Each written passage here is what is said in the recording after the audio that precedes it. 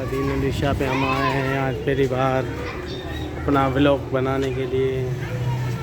माशाअल्लाह सुभान अल्लाह, ये दरगाह दीन अली है।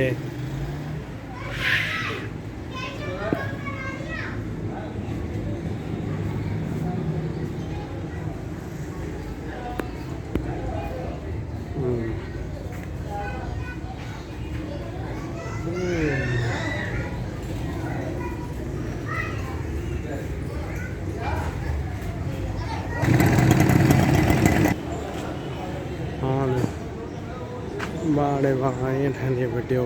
आज मैं अपनी ज़िंदगी में पहली बार व्लॉग बना रहा हूँ। मुझे बनाने का तरीका नहीं आता और इंशाल्लाह मैं कामयाब होऊंगा। और आप भाइयों से गुजारिश है मेरे को कामयाब करने में मदद करना, सब्सक्राइब करना, लाइक करना और शेयर करना, बेल आइकन के बटन को दबाना मत भूलना। मैं अपने बच्चों को ट्यूशन सेंटर से लेने जा रहा हूँ और अफनी टाउन में पढ़ते हैं वो। स्टॉप, क्या कहना चाहिए, अच्छे बोल रहे हैं।